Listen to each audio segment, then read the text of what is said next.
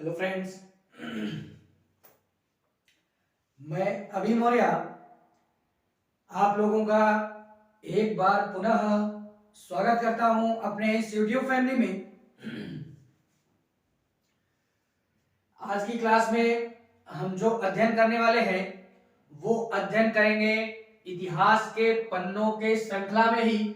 आज जो हमारी नई तारीख होगी वो तारीख होगी 29 अक्टूबर की। ठीक है, तो इससे पहले की क्लास आप लोग देख लीजिएगा एंड उसके पश्चात आकर के इस क्लास में विजिट कीजिएगा। ठीक है, तो आज जो हम पूर्णतः इस क्लास में बात करने वाले हैं वो बात करेंगे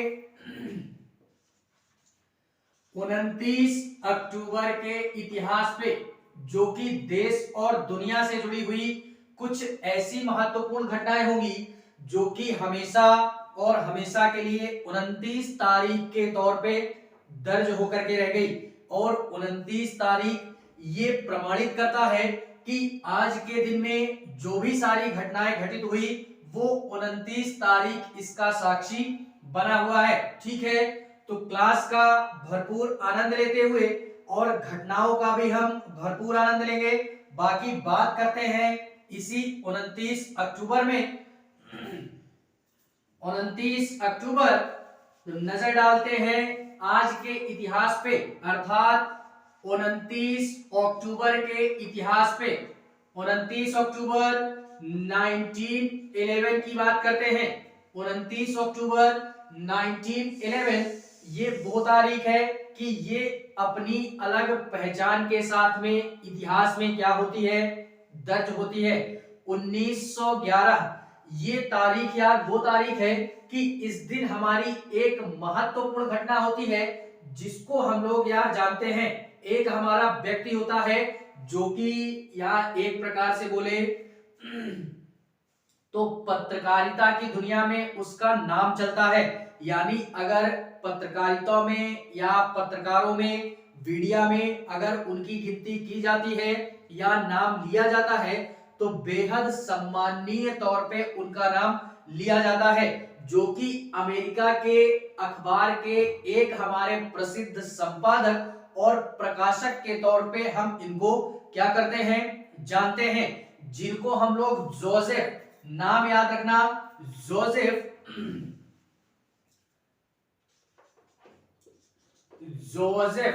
पुलित्जर के नाम से जानते हैं। पुलित्जर,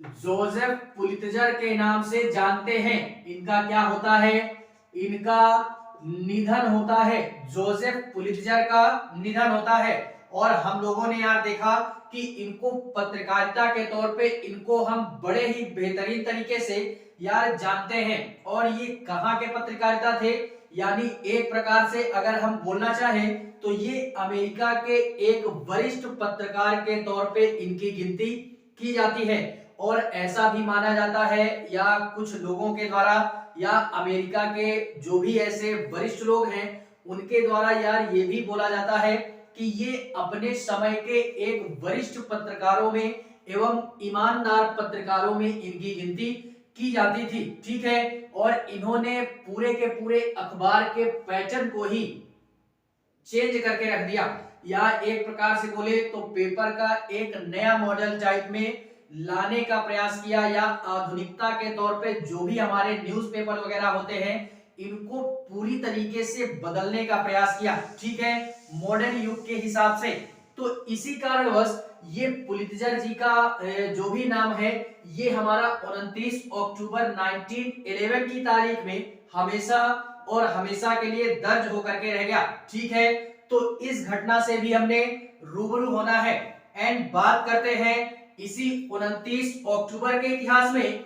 29 अक्टूबर 1920 की बात करते हैं। 29 अक्टूबर 1920 यह तारीख भी अपनी अलग पहचान बना करके इतिहास में हमेशा और हमेशा के लिए दर्ज होकर के रह गई, जिसमें ये 29 तारीख चीख चीख करके ये प्रमाणित करता है कि आज के दिन ये 1920 में ये जो घटना होती है मैं अर्थात 29 तारीख ये प्रमाणित करता हूं कि आज के दिन ही ये घटना क्या हुई, घटित होती है। ठीक है, एंड इसी में जो हमारी घटना होती है ये 29 तारीख ये बोलता है कि इस दिन एक हमारे विश्वविद्यालय की स्थापना होती है, जिसको हम लोग जामिया मिलिया इस्लामिया विश्वविद्यालय के नाम से जानते हैं। यार काफी सारे लोग इस नाम से परिचित भी होंगे और बड़े ही बेहतरीन तरीके से परिपक्व भी होंगे।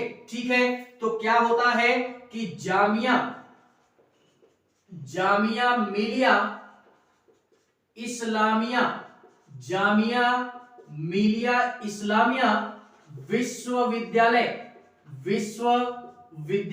इसकी क्या होती है, स्थापना होती है। और ये कहां पे है ये विश्वविद्यालय, तो एक प्रकार से अगर बोले तो इस विश्वविद्यालय की स्थापना हमारे न्यू दिल्ली में, कहां पे, न्यू दिल्ली में अगर हम बात करें तो न्यू दिल्ली के दक्षिणी क्षेत्र में एक हमारा स्थान पड़ता है ओखेरा नामक स्थान, वहीं पे हमारा यमुना नदी के किनारे ये हमारे विश्वविद्यालय क्या है, स्थापित की गई।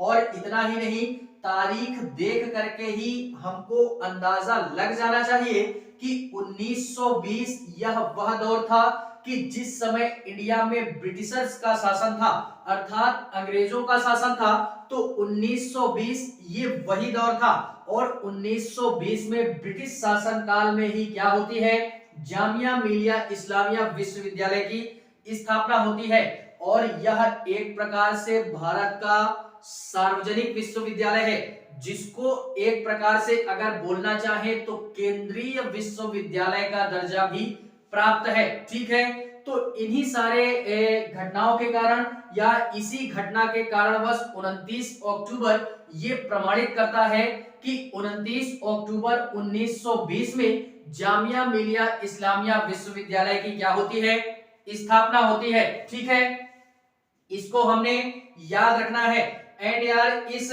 विश्वविद्यालय की स्थापना की किसने थी, तो ब्रिटिशर्स का शासन था। तो उस समय ब्रिटिशर्स तो थे ही, लेकिन उस समय एक हमारे राष्ट्रपति थे इंडिया के, जिनको हम लोग डॉक्टर जाकिर हुसैन के नाम से जानते हैं। ये हमारे राष्ट्रपति थे।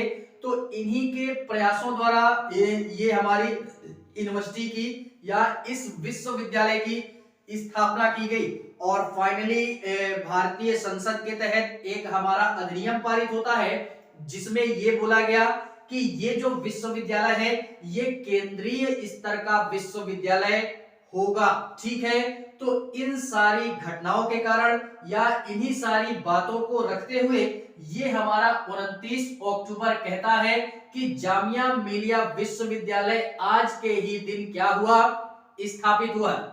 ठीक है, बात करते हैं इसी 29 अक्टूबर के इतिहास में कुछ और अन्य महत्वपूर्ण घटनाओं की, जो कि 29 अक्टूबर कहता है कि आज के ही दिन अर्थात 29 तारीख के ही दिन इन सारी घटनाओं को मैं प्रमाणित करता हूं। 29 अक्टूबर 1923 की बात करते हैं। 29 अक्टूबर 1923 यह तारीख भी अपने आप में अलग पहचान बनाते हुए इतिहास में अर्थात 29 अक्टूबर के इतिहास में हमेशा और हमेशा के लिए दर्ज होकर के रह गई। क्या होता है कि इस दिन एक प्रकार से बोले तो एक देश का हम लोगों ने नाम सुना होगा, जिसको हम तुर्की के नाम से जानते हैं। तुर्की पहली बार गणराज्य घोषित हुआ था, या एक प्रकार से बोलना चाहें तो तुर्की में गणराज्य की स्थापना होती है। इसको याद रखना है, तुर्की में गणराज्य की स्थापना होती है। ये घटना कब की है, तो ये घटना है हमारी 29 अक्टूबर 1923 की। और इससे पहले तुर्की में क्या होता है कि इससे पहले तुर्की में गणराज्य स्थापित नहीं हुआ था। गणराज्य से क्या तात्पर्य है, गणराज्य से ये तात्पर्य है कि एक प्रकार से लोकतंत्र स्थापित होता है, यानी लोकतंत्र का आरंभ होता है। इससे पहले किसी भी प्रकार का लोकतांत्रिक सिस्टम देखने के लिए नहीं मिलता। और हाँ, यहां से एक तथ्य हमको ये पकड़ना है कि अगर इस पूरे पृथ्वी पे या इस पूरे मतलब दुनिया में अगर हम लोग बात करें तो सर्वाधिक सर्वोत्तम लोकतंत्र वाला देश हमारा इंडिया ही गिना जाता है। ठीक है, इंडिया में बड़े ही बेहतरीन तरीके से और सर्वोच्च रूप से लोकतंत्रात्मक व्यवस्था की क्या की गई, प्रणाली सुचारू रूप से आज वर्तमान में विद्यमान है। ठीक है, और इसी में यार हम लोग ये देखते हैं कि तुर्की में भी गणराज्य स्थापित होता है। और कब होता है? 29 अक्टूबर 1923 में। इससे पहले तुर्की में ऑटोमन साम्राज्य का दौर चलता था। ऑटोमन साम्राज्य यानी एक प्रकार से बोले तो किसी को भी उतनी स्वतंत्रता नहीं थी, धर्मनिरपेक्ष राज्य नहीं था, यानी इस तरीके का सिस्टम हमारा वहां देखने के लिए नहीं मिलता था। लेकिन जैसे ही गणराज्य घोषित होता है तो उस समय ऑटोमन साम्राज्य समाप्त हो गया और वहां पे एक हमारा लोकतंत्र आरंभ हो जाता है, या आरंभ एक प्रकार से बोलना चाहूं तो संसदीय लोकतंत्र आरंभ हो जाता है, जिससे ऑटोमन साम्राज्य के समापन की घोषणा कर दी जाती है। और जैसे ही ऑटोमन समापन की या ऑटोमन साम्राज्य के समापन की घोषणा होती है तो उस समय जो हमारे प्रथम राष्ट्रपति बनते हैं तुर्की के, वो हमारे एक तुर्की के सैन्य कमांडर ही होते हैं, जिनको हम लोग, उनका नाम याद रखना, जिनको हम लोग कमाल अतातुर्क के नाम से भी जानते हैं या मुस्तफा कमाल अतातुर्क के नाम से जानते हैं। यानी तुर्की के प्रथम राष्ट्रपति, याद रखना हमने, तुर्की के प्रथम राष्ट्रपति जिनको हम लोग, ये हमारे एक सैन्य कमांडर थे। पहली बात तो ये याद रखना, सैन्य कमांडर थे जिनको हम लोग क्या बोलते हैं, इनको हम लोग मुस्तफा, क्या बोलते हैं, मुस्तफा कमाल अतातुर्क के नाम से भी जानते हैं। ये हमारे प्रथम या स्वतंत्र तुर्की के हमारे प्रथम राष्ट्रपति चुने जाते हैं। और जैसे ही इनको राष्ट्रपति के पद पे बिठाया जाता है या राष्ट्रपति के तौर पे ये चुने जाते हैं तो इन्होंने पूरे तुर्की साम्राज्य में या पूरे के पूरे तुर्की राज्य में या पूरे के पूरे तुर्की देश में एक हमारे धर्मनिरपेक्ष देश की घोषणा कर देते हैं। धर्मनिरपेक्ष अर्थात कोई भी व्यक्ति किसी भी प्रकार का धर्म के विरुद्ध क्या नहीं किया जाएगा, यानी किसी भी व्यक्ति को प्रताड़ित नहीं किया जाएगा। अर्थात हमारे देश में किसी भी प्रकार का कोई भी व्यक्ति, किसी भी जाति, किसी भी धर्म से रिलेटेड व्यक्ति रह सकता है, जो कि इंडिया भी हमारा ये क्या करता है, सबसे बड़ी यानी ये विशेषता इंडिया की भी रह चुकी है, रह चुकी नहीं, ये है बाकायदा संविधान में इसको जगह भी दिया गया है और संविधान में इसका प्रावधान किया गया है कि कोई भी व्यक्ति से रिलेटेड, किसी भी व्यक्ति से रिलेटेड कोई भी धर्मनिरपेक्ष अर्थात धर्म के आधार पे या जाति के आधार पे भेदभाव नहीं किया जाएगा। ठीक है, तो इंडिया में भी संविधान में इसका प्रावधान किया गया है। तो यही प्रावधान हमारा तुर्की में भी किया गया। जैसे ही हमारे राष्ट्रपति चुने जाते हैं ये अतातुर्क जी, एंड इतना ही नहीं, जैसे ही ये वहां के राष्ट्रपति चुने जाते हैं तो इन्होंने कई ऐसे क्रांतिकारी सुधार किए, जैसे इन्होंने राजनीति के क्षेत्र में और सामाजिक व्यवस्था के क्षेत्र में कई ऐसे मतलब आयामों को महत्व दिया या कई ऐसे सुधार किए जिससे कि पूरे के पूरे तुर्की में जो भी हमारी व्यवस्था थी वो सुचारू रूप से या बेहतरीन रूप से चलने लगी। और जैसे ही ऑटोमन साम्राज्य हमारा समाप्त होता है तो ऑटोमन साम्राज्य के समाप्त होते ही जो भी हमारे धार्मिक प्रभाव थे उनसे लोगों को दूर करने के उद्देश्य से एक हमारी राजधानी बनाई गई, जिसको हम लोग ओमकारा या अंकारा के नाम से भी जानते हैं। तो ये तुर्की की हमारे क्या बनाई गई, राजधानी बनाई गई। तो इन्हीं सारी घटनाओं को देखते हुए या तुर्की में इन्हीं सारे गतिविधियों को देखते हुए राष्ट्रपति या तुर्की में इन सारी गतिविधियों को देखते हुए ये बाकायदा 29 तारीख ये प्रमाणित करता है कि आज के ही दिन तुर्की क्या होता है, गणराज्य स्थापित होता है। ठीक है, इस घटना से भी हमने रूबरू होना है। इसी कारणवश ये 29 तारीख के इतिहास में हमेशा और हमेशा के लिए दर्ज होकर के रह गई। बात करते हैं इसी 29 अक्टूबर के इतिहास में कुछ और अन्य महत्वपूर्ण घटनाओं की, जो कि 29 तारीख बार बार यही बोलता है कि ये जितनी सारी घटनाएं आज की इस क्लास में हम लोग पढ़ रहे हैं ये मैं अर्थात 29 तारीख प्रमाणित करता हूं। ठीक है, 29 अक्टूबर 1945 की बात करते हैं। 29 अक्टूबर 1945 अर्थात 1945 ये वह दौर था जिस समय इंडिया में अंग्रेजी हुकूमत चल रही थी, या एक प्रकार से बोले तो इंडिया में ब्रिटिशर्स अधिकारियों का शासन था 1945।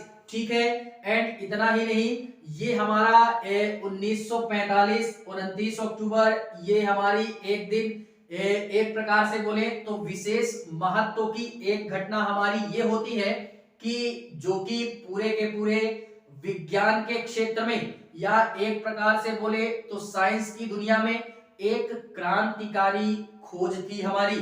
जो भी हम लोग यार लिखने के लिए बॉल पॉइंट पेन का प्रयोग करते हैं ना, अर्थात एक प्रकार से बोले तो पेन का प्रयोग इसका खोज कब होती है, पेन की, या एक प्रकार से बोले बॉल पॉइंट पेन की। ये पेन वही होता है, अब बॉल पॉइंट पेन बोले या ओनली पेन बोले, पेन तो पेन ही होता है। ठीक है, 1945 में इसकी क्या होती है, खोज होती है, बॉल पॉइंट पेन की खोज होती है या इसका आविष्कार होता है। बॉल पॉइंट, इसको भी हमने याद रखना है, बॉल पॉइंट पेन की खोज होती है। और यार इतना ही नहीं, 1945 में खोज नहीं होती, 1945 में ये पहली बार मार्केट में पेश होता है, यानी सेलिंग के लिए 1945 में ये पहली बार पेन हमारा मार्केट में अवेलेबल होता है। बाकी अगर इसके आविष्कारक के तौर पे बात करें या इसके खोजकर्ता के संदर्भ में बात करें तो इनके जो खोजकर्ता हैं वो हमारे एक प्रकार से बोले लेडिस्लाव जोस बीरो करके हैं। इसको भी हमने याद रखना है। इस पेन के जो खोजकर्ता हैं वो अमेरिकी व्यक्ति ही है जिसको हम लोग लेडिस्लाव जोस बीरो के नाम से जानते हैं, जोस बीरो के नाम से जानते हैं। इन्होंने बॉल पॉइंट पेन का क्या किया, खोज किया था या आविष्कार किया था। और इससे पहले हमारे किसी भी प्रकार का इस प्रकार का पेन का उपयोग किसी भी व्यक्ति के द्वारा नहीं किया गया था। और इस पेन के जो खोज करता है वो ये है। बाकी खोज कब होती है तो यार अगर मैं एकदम एग्जैक्ट बोलना चाहूं तो मतलब एक प्रकार से बोले तो जो भी हमारा द्वितीय विश्व युद्ध होता है उसके तात्कालिक 1 या 2 वर्ष पहले इस बॉल पॉइंट पेन की क्या होती है, आविष्कार होती है। अब यार द्वितीय विश्व युद्ध कब होता है तो आई थिंक 1940 के आसपास आकर के द्वितीय विश्व युद्ध हमारा होता है।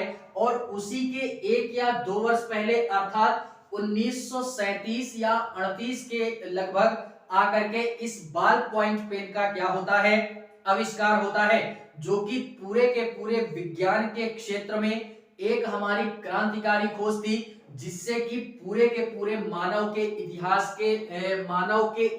को इसने बदल करके रख दिया।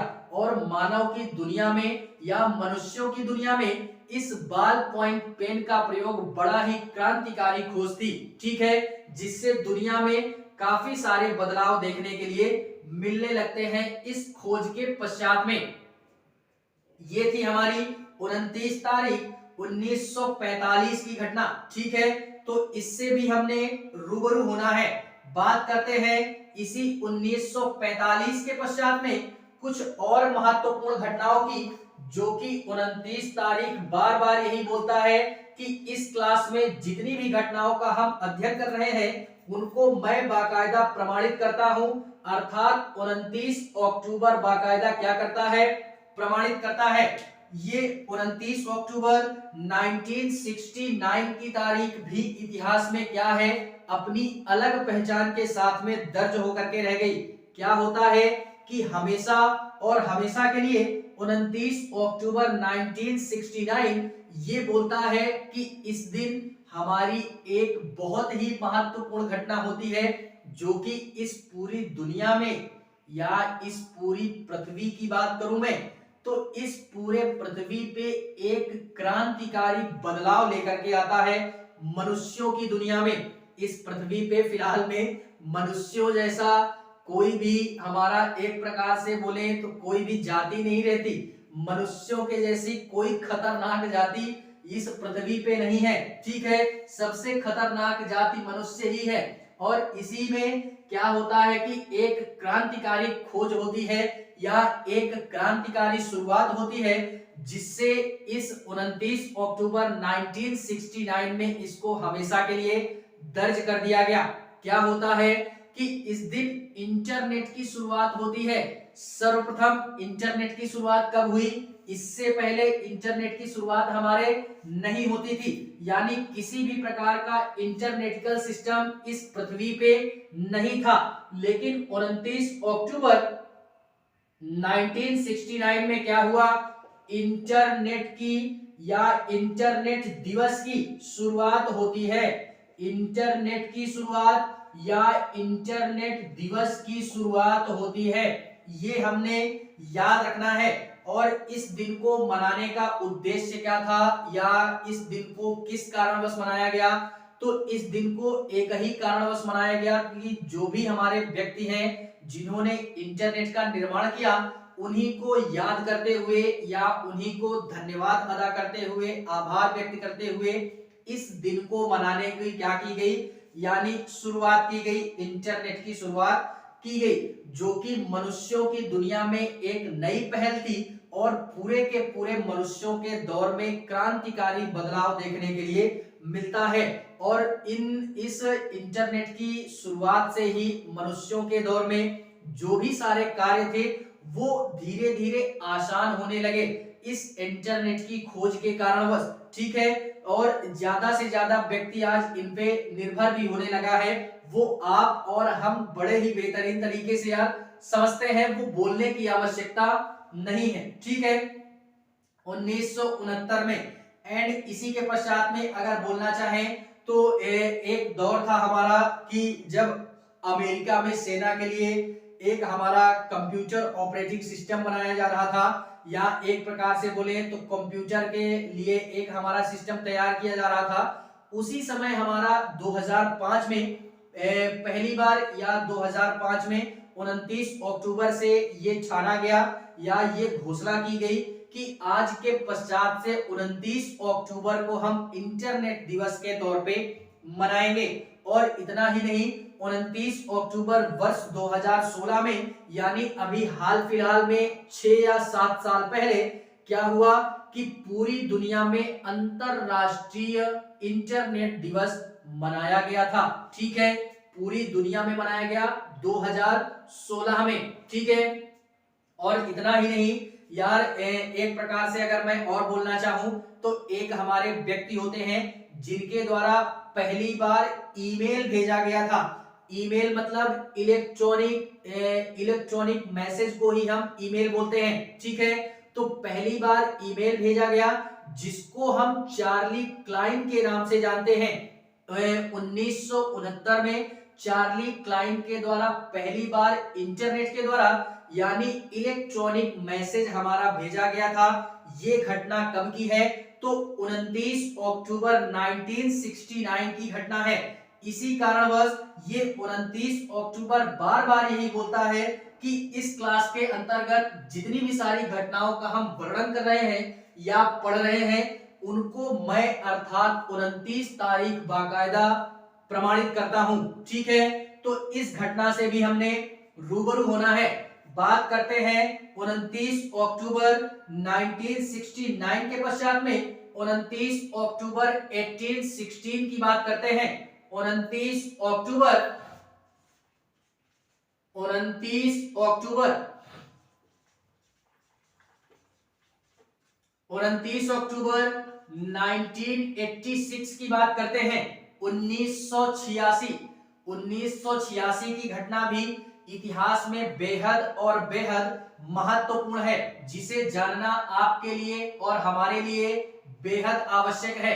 क्या है कि एक हमारे जाने माने बॉक्सर, या आज भी बॉक्सिंग की दुनिया में इनका नाम चलता है, जिनको हम लोग विजेंद्र सिंह के नाम से जानते हैं। ठीक है, तो विजेंद्र सिंह का जन्म होता है, कब होता है?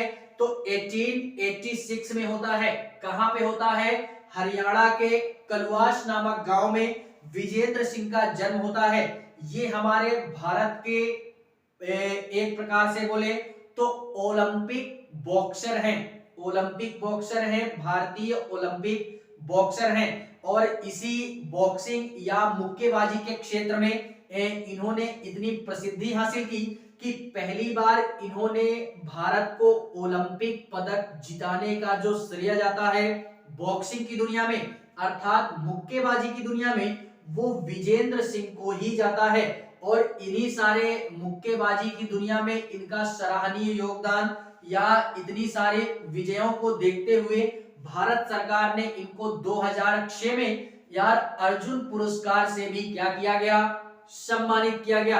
अर्जुन पुरस्कार होता क्या है?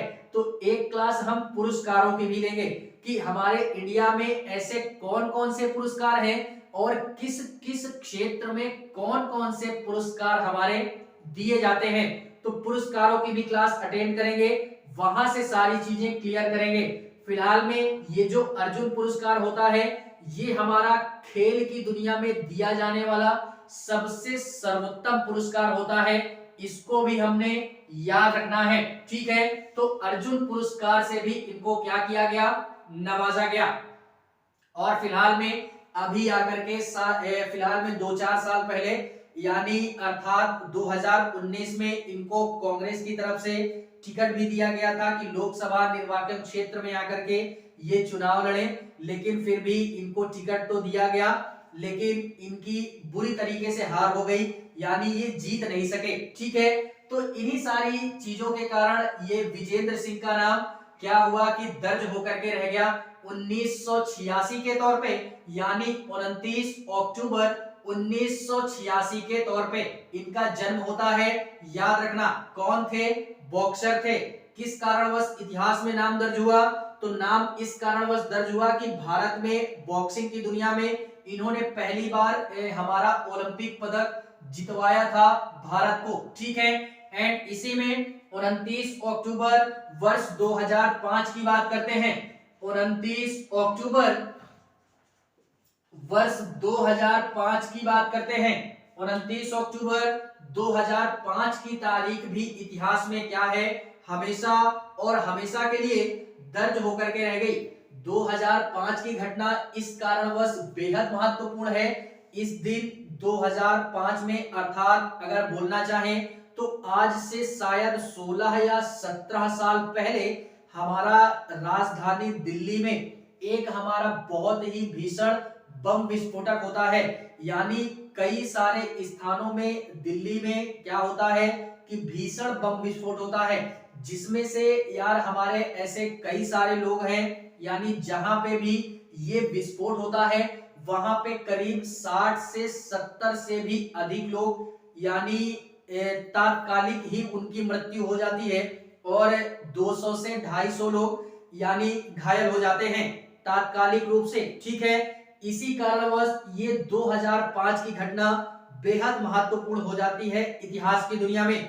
और इतना ही नहीं यार, ये जो हमारी घटना होती है ये उस समय खुशियों का माहौल था, अर्थात दिवाली का दौर चल रहा था, और इसी दिवाली के दौर में ही मानो एक चांद में ग्रहण सा लगा था दिल्ली को। ठीक है, तो दीपावली के 1 या 2 दिन पहले, अर्थात धनतेरस वाले दिन बोल सकते हैं कि ये घटना हमारी घटित होती है जो कि पूरे के पूरे दिल्ली शहर के और दिल्ली शहरवासियों को सहमा करके रख दिया।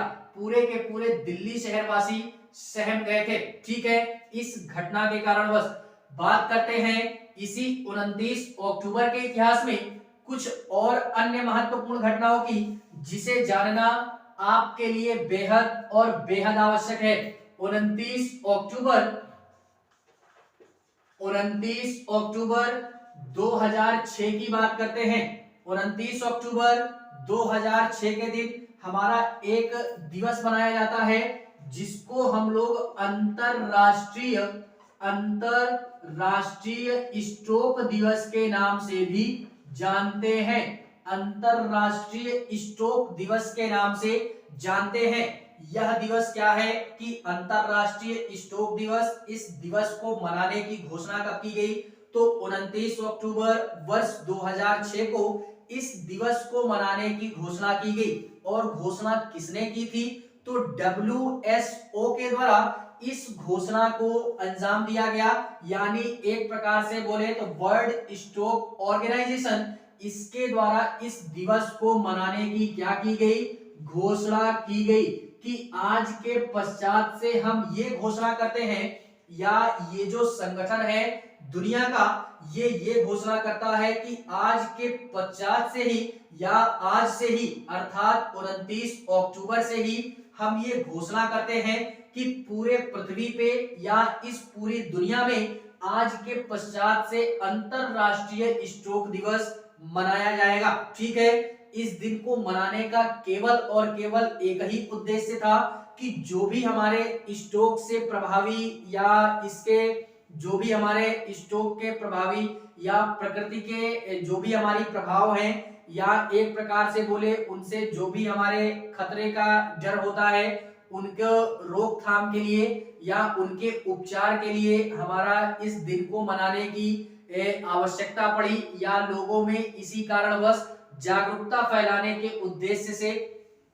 इस दिन को मनाने की शुरुआत होती है। और इतना ही नहीं, जो भी हमारे विश्व भर के संगठन हैं, इस संगठन को छोड़ करके WSO के जैसे और भी ऐसे कई संगठन हैं जिनके द्वारा शिक्षा के क्षेत्र में या शिक्षा के माध्यम से, प्रशिक्षण के माध्यम से कई ऐसे पहलों का आयोजन किया गया, या कई ऐसे कार्यक्रम किए गए, या कई ऐसे कार्यक्रमों का आयोजन किया गया जिससे कि इस हानिकारक जो भी हमारा स्टोक है इसको क्या किया जा सके, इससे बचा जा सके, या इससे इसको सुधारा जा सके। ठीक है, और इतना ही नहीं, वर्ष 2010 के स्टोक में जो भी हमारा ये WSO है, इसने स्वास्थ्य आपातकालीन घोषणा की थी कि 2010 में जो स्टोक आया था उसको हम लोग एक प्रकार से स्वास्थ्य आपातकाल की घोषणा करते हैं। ठीक है, तो ये घटना जो है हमारी,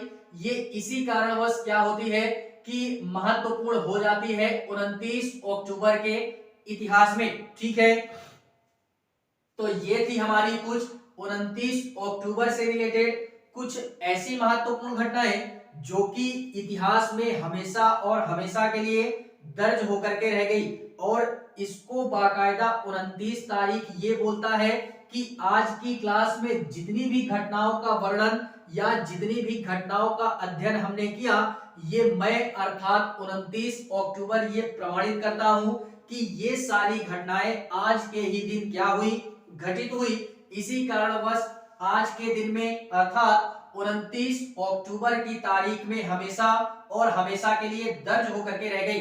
ठीक है, तो फिलहाल में आज के लिए बस इतना ही। क्लास अगर अच्छी लगे तो लाइक करें, कमेंट करें और चैनल को सब्सक्राइब जरूर करें। बाकी मिलते हैं इसी इतिहास के पन्नों की श्रृंखला में किसी नए दिन के इतिहास पे। तब तक के लिए जय हिंद।